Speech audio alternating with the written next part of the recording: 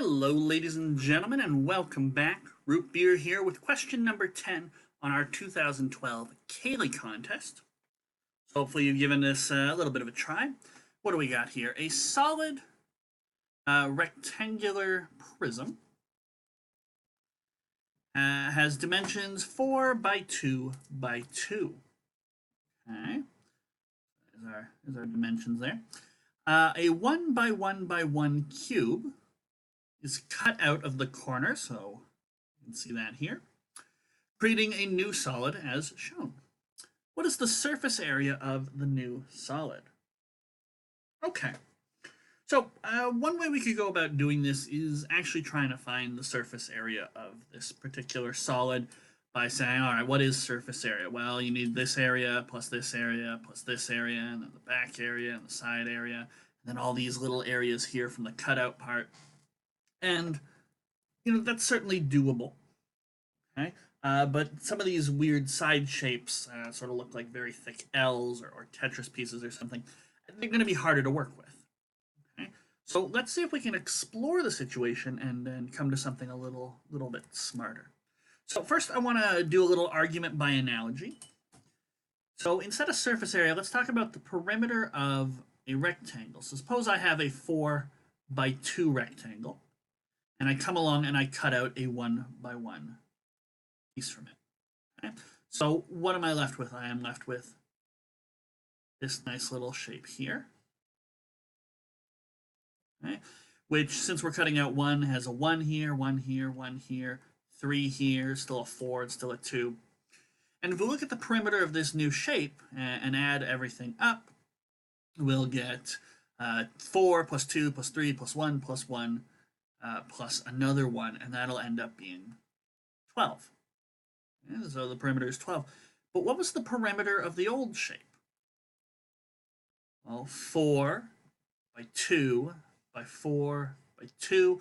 4 plus 2 plus 4 plus 2 is going to be, well, 12 again. And this isn't an idle coincidence. Okay? If I take a rectangle and I cut a smaller rectangle out of it, we gain new sides, maybe a width W and length W, or sorry, length L, but we lose from the original perimeter L and W as well. And so there's no change to the overall perimeter because you're losing a W, but then you add a W. You lose a length L from your perimeter, but then you add a length L. So sort of indenting like this and getting rid of that corner doesn't actually change the perimeter. And the same thing works on a rectangular prism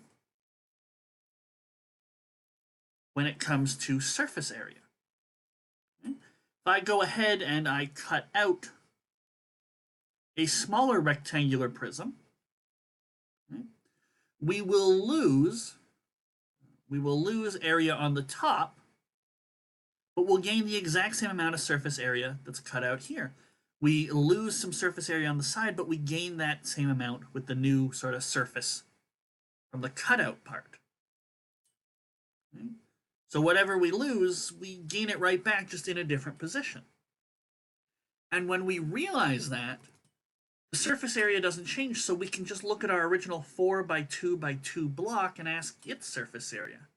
And that's something that's easier to work with because all the sides are going to be rectangles, right? The surface area, it doesn't change.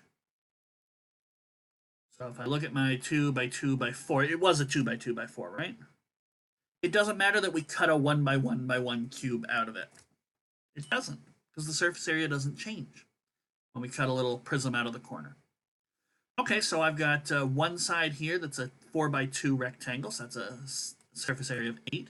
I'll have another one on the other side. The top here also is a rectangle, 4 by 2, surface area of 8, and the bottom will also have a surface area of 8. And then we've got the two square sides, which are 2 by 2, so they bring a surface area of 4. 8 plus 8 plus 8 plus 8 is 32, plus 4 is 40. And, if you just want to use the length, width, and depth of this prism and the surface area formulas, that's great too. Okay? But the point is, we can do this question and get our answer of C a little bit smarter by realizing, hey, the surface area doesn't change. Now I don't need to worry what the shape of this weird L block is and what the area there is and there, because the surface area doesn't really change. Okay. So that's question number 10. Oh, actually, you know what? I just thought of another way we might think this one through. If I were to cut out my shape, I just really want to sort of make sure that the idea here is good and concrete before we move on. So here's my shape with a nice little corner cut out. If I were to look at it dead on from the side, what would we see? We'd see the surface area from this little L shape, and then this same surface area here completing the full square. So we can see that these two parts together make up the old side's surface area. This part here and this part here, when viewed from the side, will just look like a complete filled-in rectangle. Okay? So that's another way to see the surface area really isn't going to change there. Okay. Now, as I said, that's question number 10. That's the end of part A of our Cayley paper. We're going to start part B with question number 11 in the next video. So I would strongly encourage you, if you haven't tried any of the questions so far, to get a copy of this contest. First link down in the description. Try out B part. Try 11 through 20. See how far you make it. Okay, and then you can come back and join me for question number 11 or question number 14 or question number 19, whatever you want to see in the following videos. But until then, take care and have a wonderful day.